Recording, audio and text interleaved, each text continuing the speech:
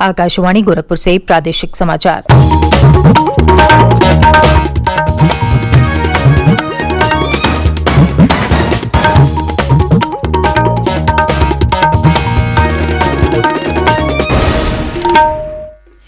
नमस्कार, समाचार बुलेटिन के साथ मैं सुकीर्ति अस्थाना। पहले मुख्य समाचार। प्रदेश में आगामी विधानसभा चुनाव के मद्देनजर आज से शुरू हो रहा है मतदाता सूची पुनरीक्षण अभियान। मुख्यमंत्री योगी आदित्यनाथ ने विशेष संचारी रोग नियंत्रण अभियान और दस्तक अभियान को सक्रियता से संचालित करने के दिए निर्देश।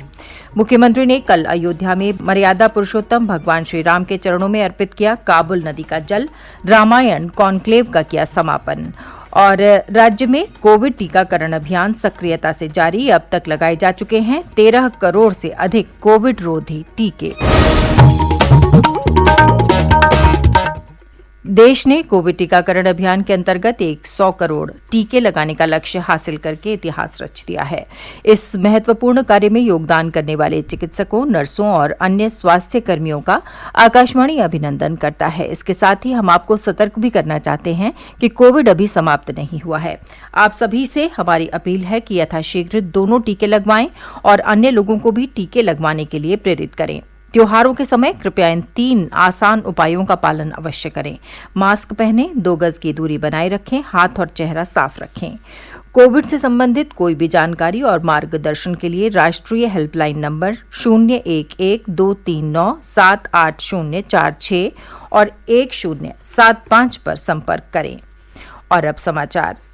प्रदेश में आगामी विधानसभा चुनाव के मद्देनजर सभी विधानसभा निर्वाचन क्षेत्रों की मतदाता सूचियों का विशेष संक्षिप्त पुनरीक्षण का काम आज से शुरू हो रहा है। ये पुनरीक्षण अभियान 30 नवंबर तक जारी रहेगा। इस अवधि में आलेख्य मतदाता सूची सभी मतदान केंद्रों पर देखने के लिए मौजूद रहेंगी। इस दौरान जनवरी 2022 को 18 वर्ष की आयु पूरी कर रहे नए मतदाता सूची में अपना नाम दर्ज करा सकते हैं। इसके लिए 7, 13, 21 और 27 नवंबर को विशेष शिविरों का आयोजन किया जाएगा।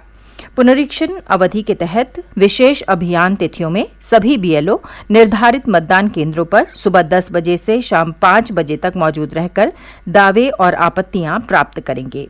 इस दौरान बीएलओ दिव्यांग मतदाताओं के चिन्हीकरण का काम भी करेंगे।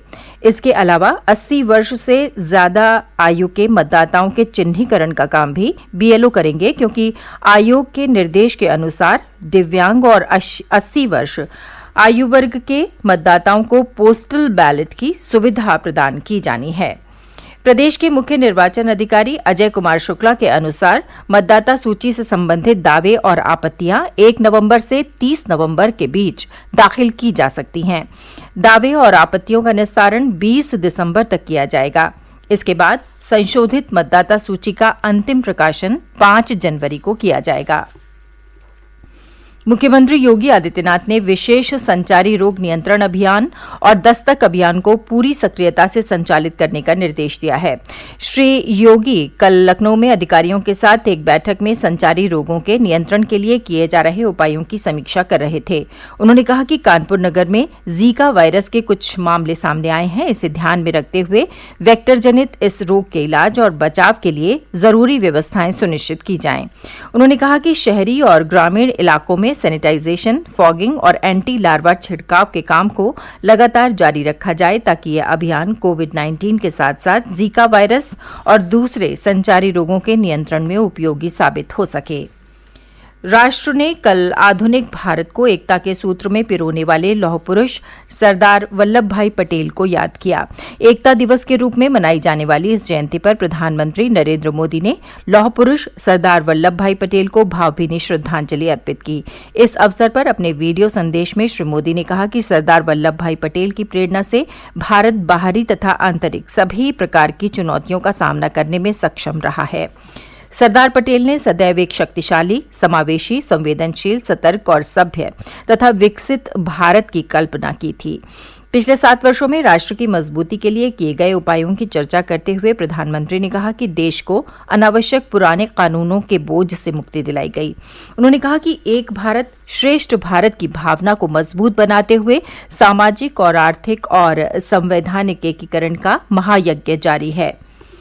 मुख्यमंत्री योगी आदित्यनाथ ने लोगों से सरदार वल्लभ भाई पटेल के आदर्शों और संकल्पों को आत्मसात कर भारत के नवनिर्माण का आह्वान किया है। श्री योगी ने राष्ट्रीय एकता दिवस के अवसर पर राजधानी लखनऊ में विधानमंडल भवन के सामने आयोजित कार्यक्रम को संबोधित करते हुए कहा कि सरदार पटेल ने भारत की अखंडता को अक्षुण्ण रखने में ऐतिहासिक भूमिका निभाई थी। उनके इस योगदान को नहीं भुलाया जा सकता। प्रदेश के लगभग सभी जिलों में पटेल जयंती के अवसर पर विविध कार्यक्रम आयोजित किए गए और राष्ट्र के प्रति योगदान के लिए कृतज्ञता व्यक्त की गई।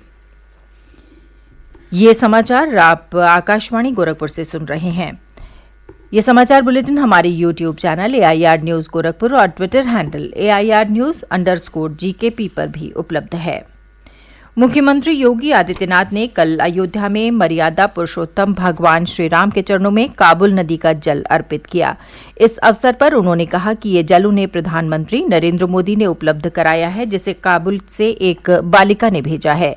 ये जल उस बालिका ही नहीं बल्कि अफगानिस्तान में आतंक के साए में जी रहे अन्य लोगों की भगवान राम के प्रति आस्था का भाव प्रकट करता है। इससे पहले मुख्यमंत्री ने वहां रामायण कॉन्क्लेव का समापन किया। इस अवसर पर उन्होंने कहा कि भगवान राम को देश की सीमाओं में नहीं बांधा जा सकता। वो संपूर्ण विश्व के कण कण में व्याप्त हैं। साहित्य के क्षेत्र में अब भी लोग उन पर शोध कर रहे हैं और एक के बाद एक प्रभावशाली साहित्य की रचना कर रहे हैं। इससे श्री राम की सार्वभौमिकता और स्थापित हो रही है। कल मुख्यमंत्री ने अयोध्या में होने वाले 5वें दीपोत्सव की तैयारी की समीक्षा भी की। मुख्यमंत्री योगी आदित्यनाथ ने कहा है कि प्रदेश सरकार राज्य के सभी वर्गों, विशेषकर गरीब और पिछड़े समाज के आर्थिक, शैक्षिक और सामाजिक उत्थान के लिए प्रतिबद्ध है और इस दिशा में गंभीरता के साथ विभिन्न योजनाएं और नीतियों का संचालन किया जा रहा है। श्री योगी कल लखनऊ में भाजपा के सामाजिक संपर्क अभियान के तहत आयोजित सामाजिक प्रतिनिधि सम्मेलन को संबोधित कर रहे थे।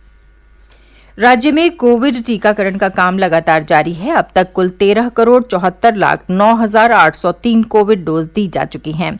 प्रदेश कोविड की 13 करोड़ से अधिक डोज का सुरक्षा कवच प्रदान करने वाला देश का पहला राज्य है।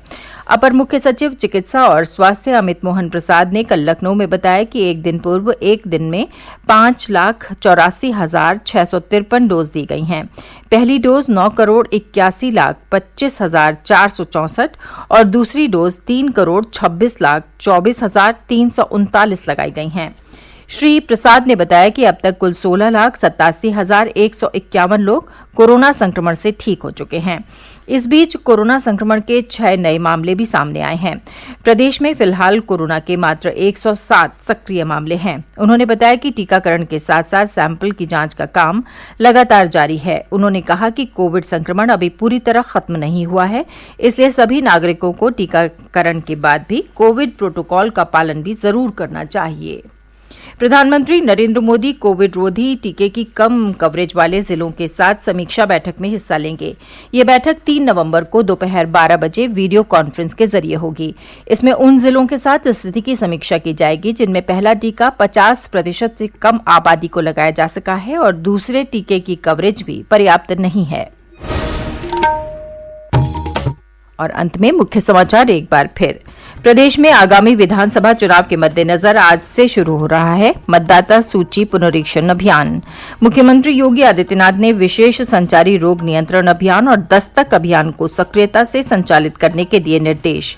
मुख्यमंत्री ने कल अयोध्या में मर्यादा पुरुषोत्तम भगवान श्री राम के चरणों में अर्पित किया काबुल नदी का जल। रामायण कॉन्क्लेव का किया समापन। और राज्य में कोविड टीकाकरण अभियान सक्रियता से जारी। अब तक लगाए जा चुके हैं 13 करोड़ से अधिक कोविड रोधी टीके। इसके साथ ही समाचार बुलेटिन समाप्त हुआ। नमस्कार।